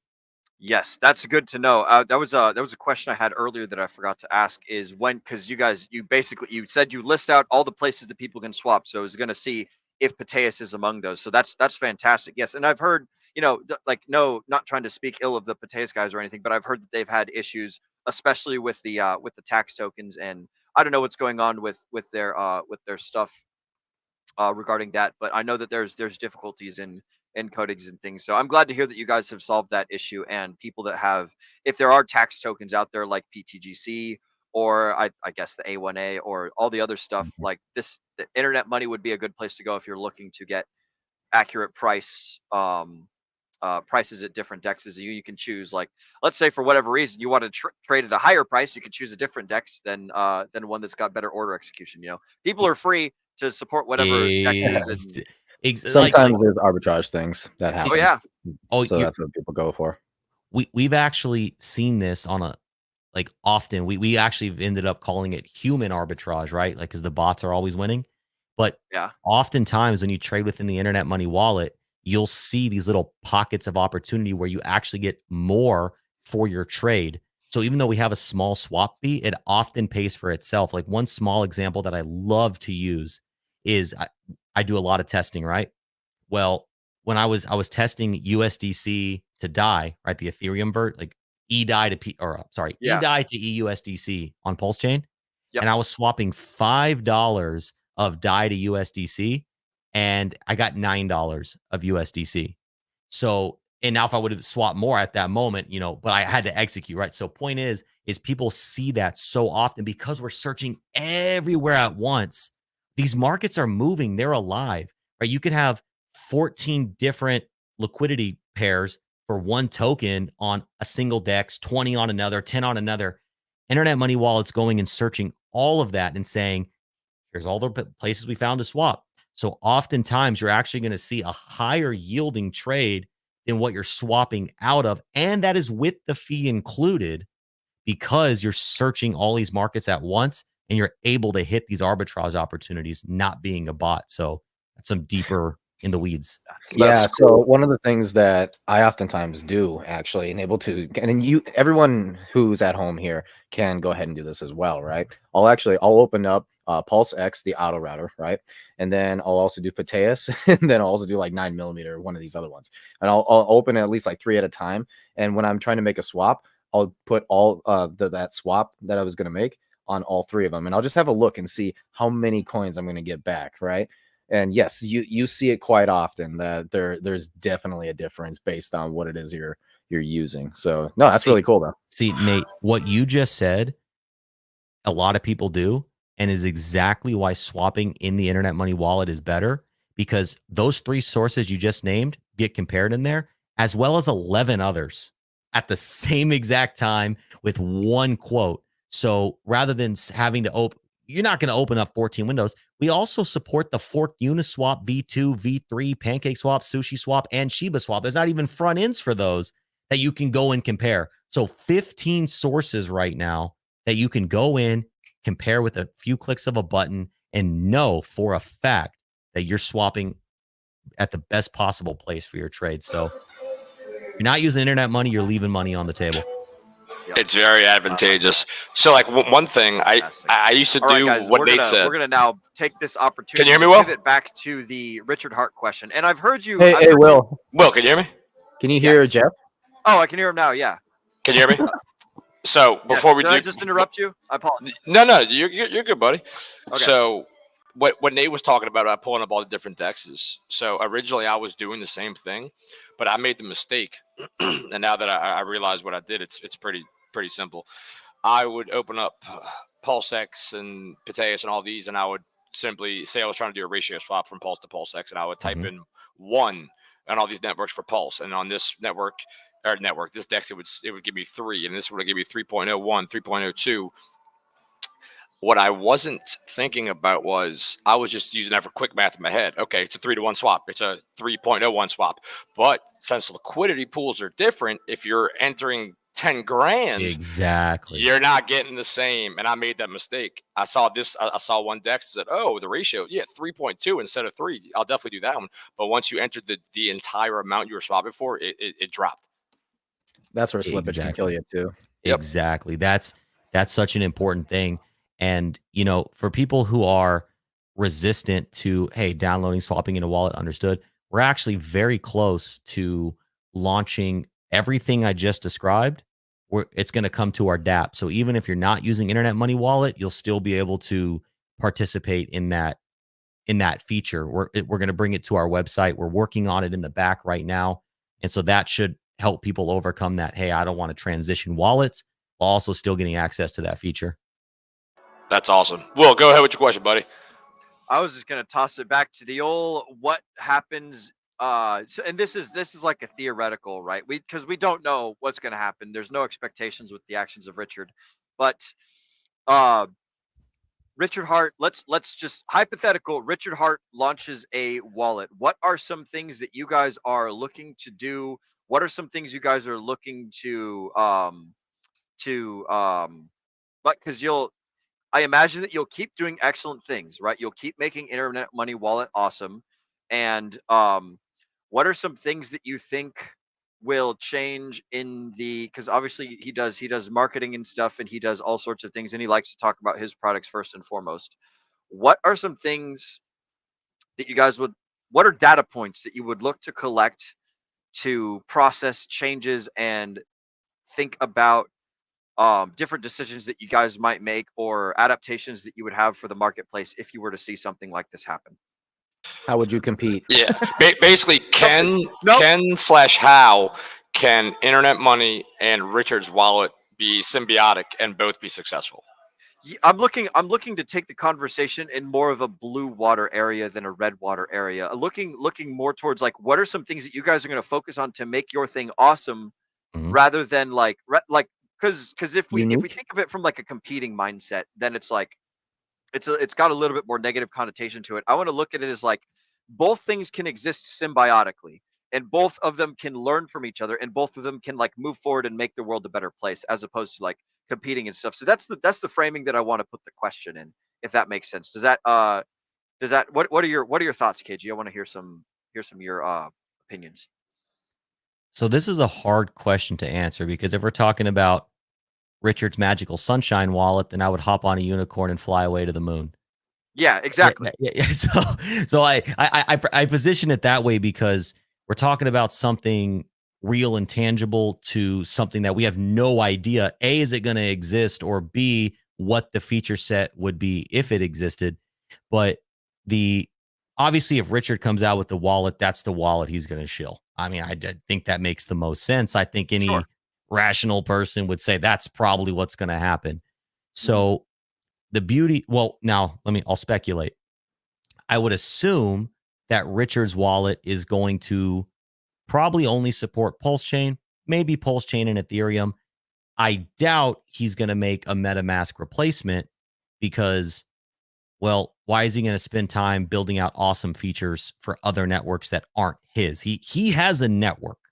We don't have a network. So I think one thing that the Internet Money Wallet will probably always have over Richard's wallet, and I understand, I want to talk blue waters, and I'll circle it back to that, is I think we're always going to have more flexibility in the outreach to other networks.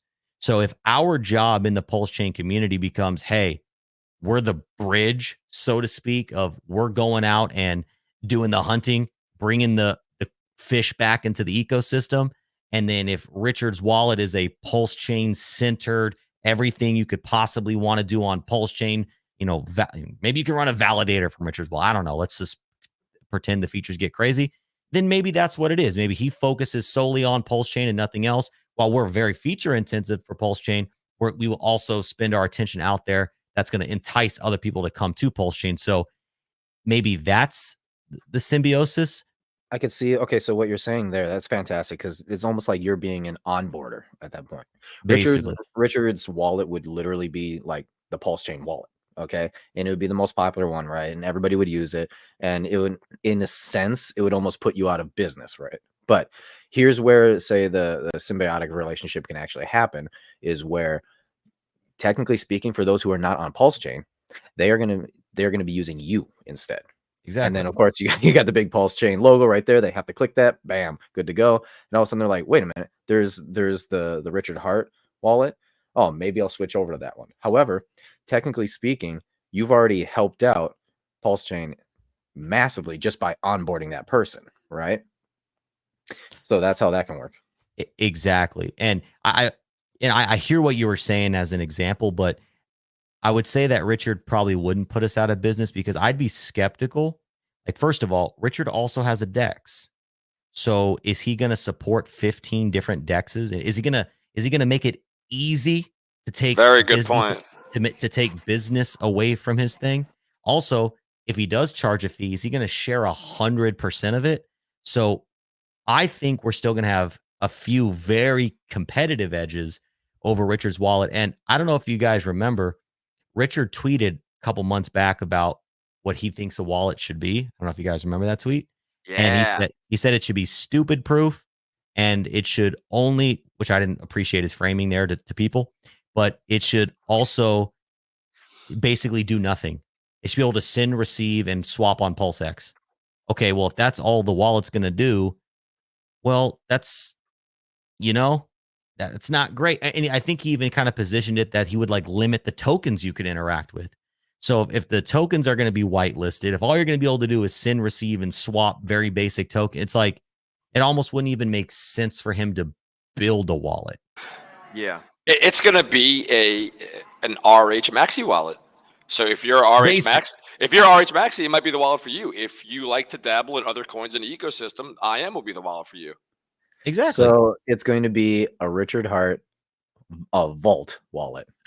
That's might be a good way to look at it, actually. Like, and again, we're all speculating. Who knows? He could fork MetaMask and put a Pulse Chain logo. He could build a wallet with all you can do is send and receive, or he may never build a wallet. I mean, the thing is it's all speculation, and I think that regardless of what he does, I am 100% confident. Oh, I didn't even see the picture. It's all campfire stories, baby. Exactly, campfire stories. Campfire stories. 100%.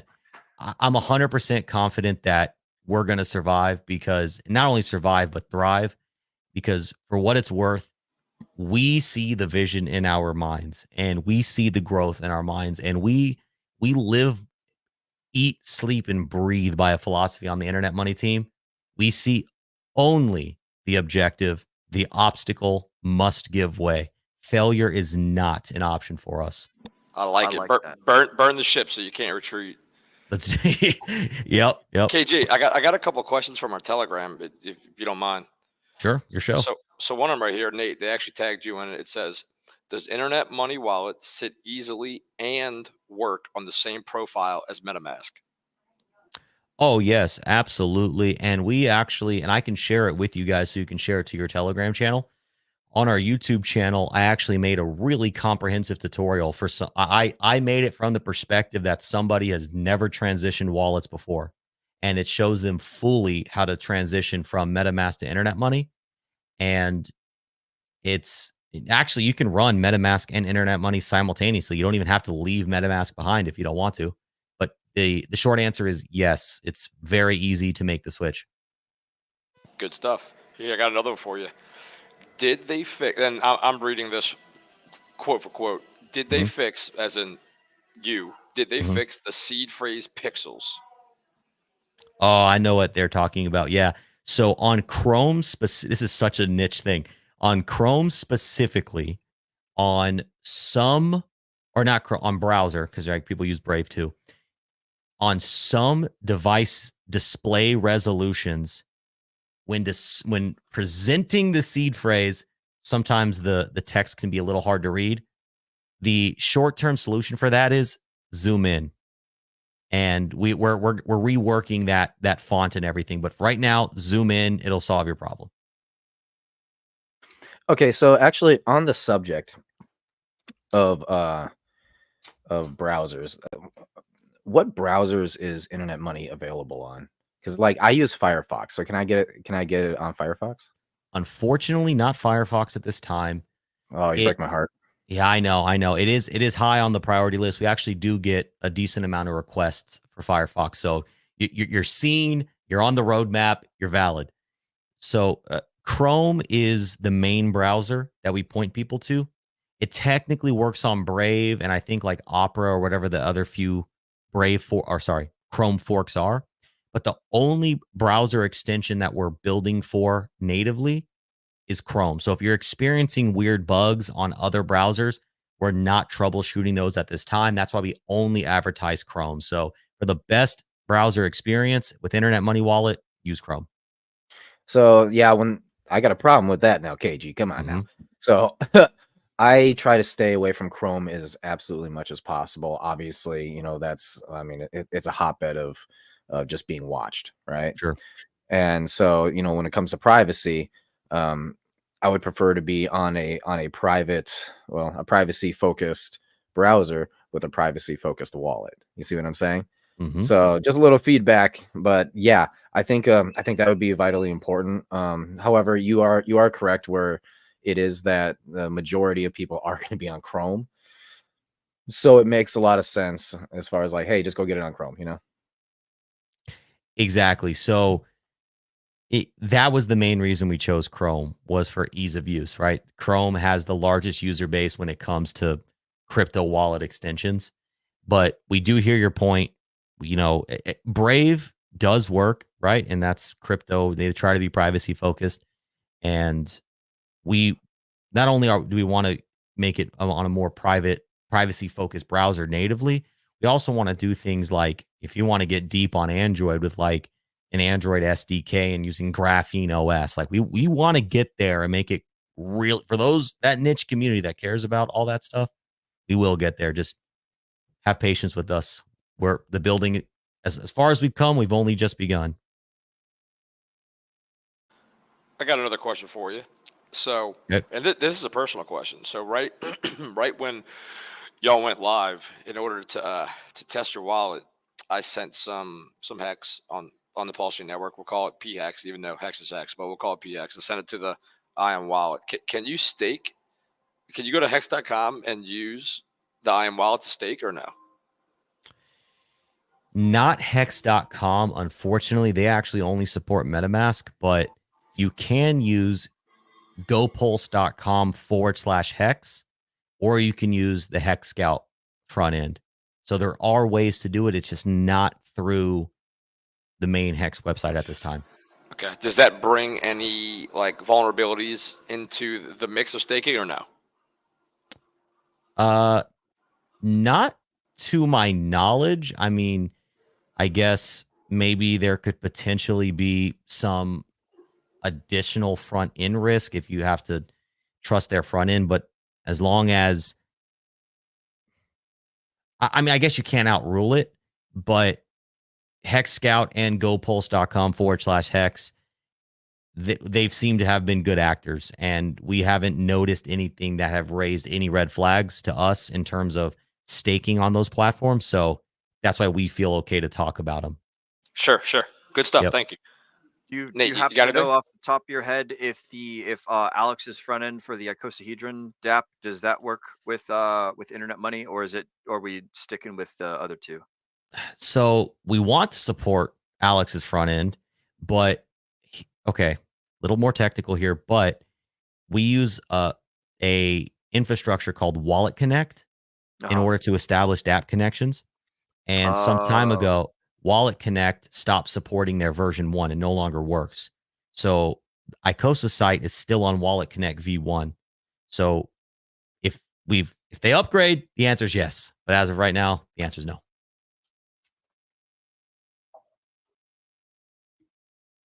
Do you got something, Will? No, I was my computer. You look like you're about to froze. like ask a question. Yeah, I was waiting. I was waiting. So like, oftentimes my computer, it cut out in the middle of what you were saying, but it sounded like you were doing the Wallet Connect explanation, which I'm moderately familiar with. They don't connect to they stopped supporting the icosahedron thing.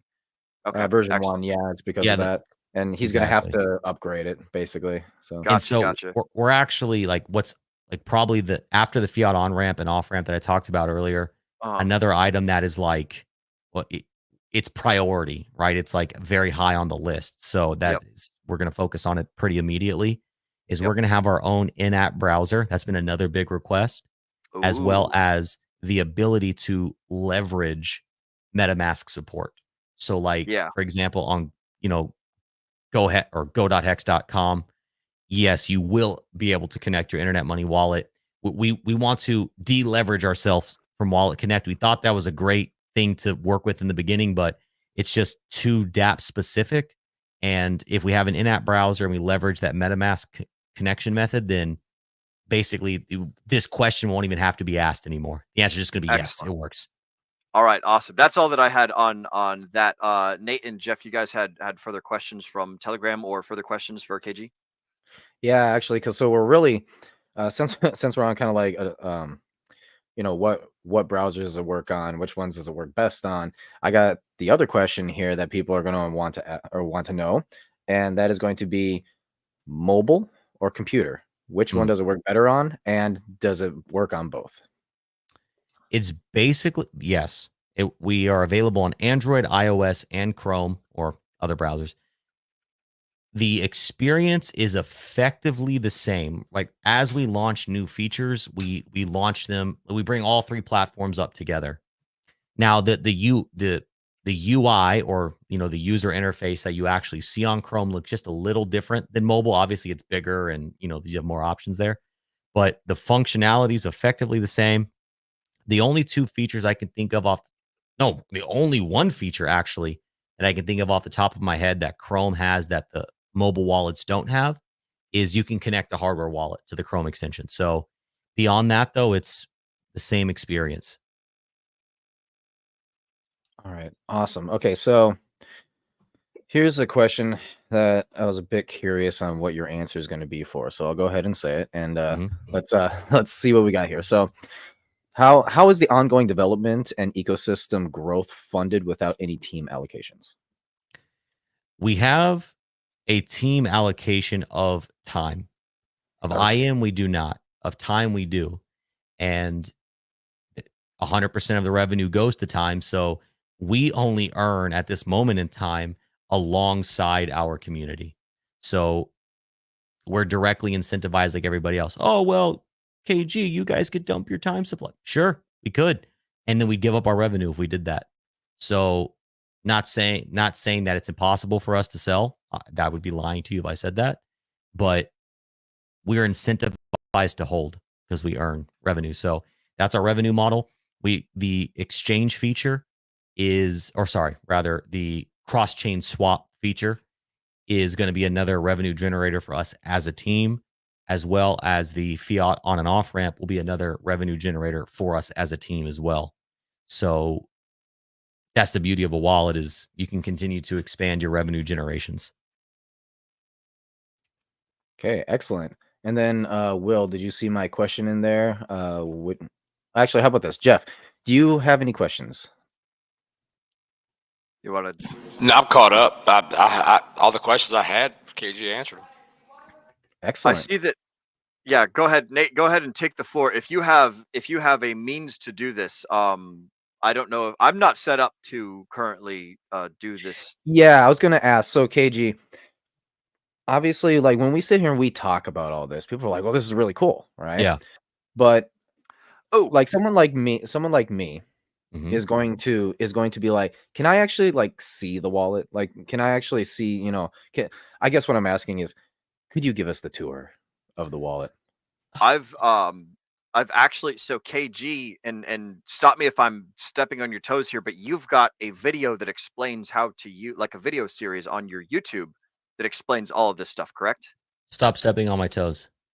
Oh, yes. No.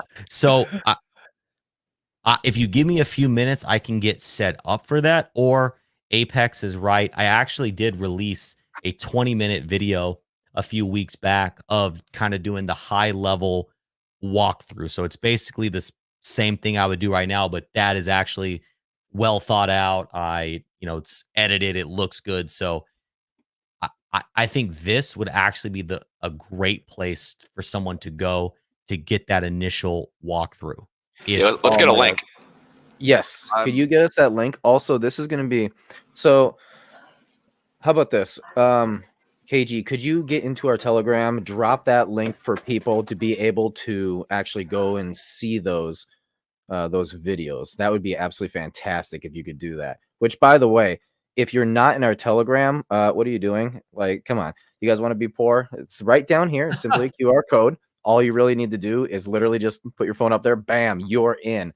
And yeah, so for anyone who's really curious about internet money, right, and you really want to get in the deep of like, hey, here's how I'm actually using the wallet itself, go get into our Telegram. KG's going to put it right in there. And heck yeah, man, that's what I'm talking about. It's done. Already done. Yeah, he's Johnny on the spot. It's already in there. Yes, sir. I dropped the walkthrough as well as the how to move from MetaMask. And then, you could just follow that back to our YouTube channel. We've got a lot of, interviews in the way that you guys do here. We have a lot of tutorials, and we're constantly making more. So if we see that, hey, there's this thing that people keep asking us, we're just going to make a tutorial about it. And that's actually going back to our marketing.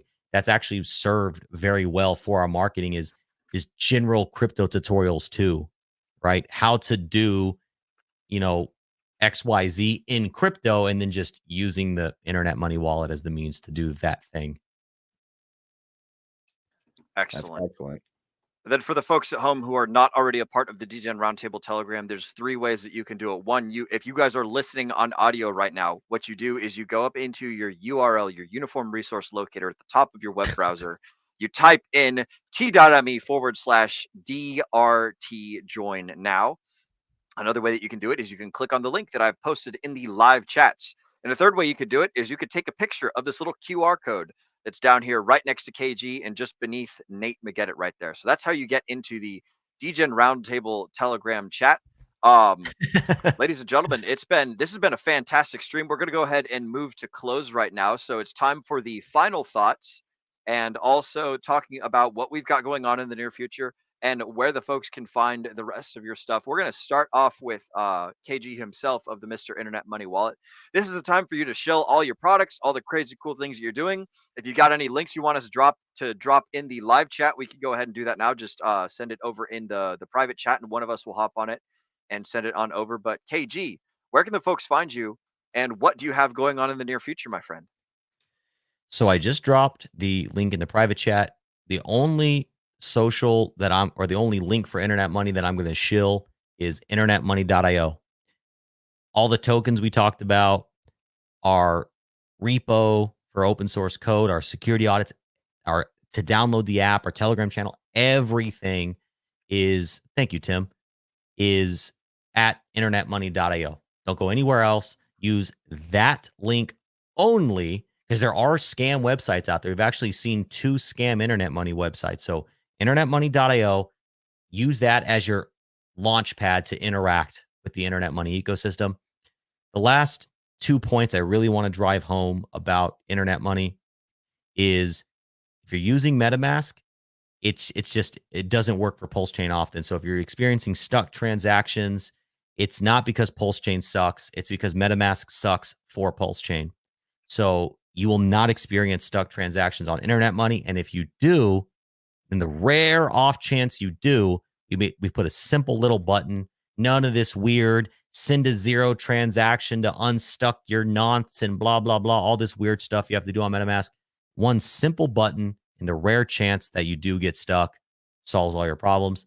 And then if you care about privacy, Rabby is, gaining traction in our community. They collect, store, and sell your data and will comply with the governments when they want to come shut you down. Internet Money Wallet does not collect your data. So if you want smooth transactions on Pulse Chain and you want your data protected by nature of it being unknown, Internet Money Wallet is the place. And you could find me personally on Twitter at BrotherKDG, but internetmoney.io, check it out. Excellent. Good to hear. And thank you for that. I'll go ahead and drop your personal Twitter in the chats as well. While I'm doing that, Mr. Jeff, I'm going to throw it to you first. Where can the folks find you, and what are some things that you're working on in the near future, my friend?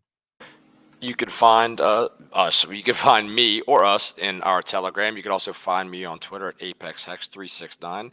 And like I said earlier, same old stuff. You can usually find me in the Telegram trying to help any way I can, and also working on some new educational content that hopefully we'll be releasing in the future, and we'll be speaking about that soon. And that's about it. And also, I will personally endorse the Internet Money Wallet. I've used it since the get go, and I've had nothing but good experiences. Thank you, brother. All right, Mr. Nate McGettit, where can the folks find you, and what do you have going on in the near future? Yes, you can find me in the Telegram. This is definitely the easiest way to get a hold of me, but also on my X account where I try to gather as much information as I can whenever I have time. And I just want to make sure that you guys are ready and able to handle the the crypto market as it's coming through. So go give me a follow over there. Also, I like to drop some funny things every once in a while too. So with that, which by the way, I I recently made a post about an AI thing where Richard Hart was like bullying Gary because Gary is a puny little semen demon eater, and so yeah, you got to check it out. It's really funny. I laughed when I found that. So with that being said, yes, I also do have my Ascending Man channel, which KG, I would love to get you on that as well. Now, Sure. what I do on there with the crypto side of things is I actually have Ascending Tech, and Ascending Tech is like a super deep dive into the technicals, right? Nice. About projects, so we can get like super massively deep. I mean, if you go, I just did one yesterday with Robert and the Geni token, the Genius AI token, and I'm telling you what, that is a complicated protocol, and it was tough going through all that, like for me to keep up with it. It's super complicated. So yeah, go ahead, give me a follow there, give me a like and subscribe. Also, if you're not subscribed to this channel, you absolutely need to get subscribed to the Degen Roundtable, because we bring you the highest quality content. On Sunday, we're going to be doing, well, actually on Friday, we're going to be doing our book club, and that's all about just becoming better selves, the best version of ourselves, right? And then also on Sunday, we do the big macro economic wizards that we have over here at DJ Roundtable. They're going to take a look at the market and then tell you what the heck is going on, right? So, I mean, obviously, you need to be subscribed to this channel. It's absolutely vitally important. With that being said, I see that Will is typing out a few things, but I'm going to go ahead and move it your direction, bud. Yes, that is the correct thing to do. I am just copying. I had to type in Jeff's little follow thing manually because I didn't have it in my big old giant spreadsheet of links that I always drop at the end of every show. So I've added KG's to my spreadsheet. I've added Jeff. I've got you. I've dropped everything. I'm the links man. You guys can find me and everything that I do. Oh shoot, am I back now? Yes, you are back. Take it away, my guy. Okay, excellent. You guys can find me in everything that I do off of my Pulse domain, will.pls.fyi. Specifically, if you guys want to follow me on Twitter, I'm on there semi-frequently. That is just at Will Stevenson X, all one word. As far as things that we've got going on in the near future, I'm going to be hosting the book club that is going to be happening on Friday. As Nate just mentioned, we're covering the book Debt by David Graeber.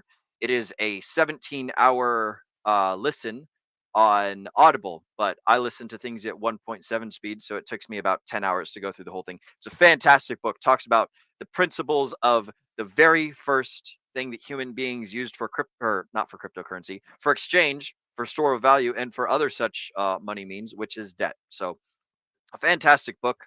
I'm super stoked to get into it. That's going to be on Friday at 8 p.m. Eastern. So for you guys that have the super high quality super high quality streaming stuff, we go live every 8 p.m. at Eastern time. On Wednesday, we talk to guests like we're doing now. On Friday, we do book club. And on Sunday, we do our news show. So you guys can catch us here on the Degen Roundtable at those times.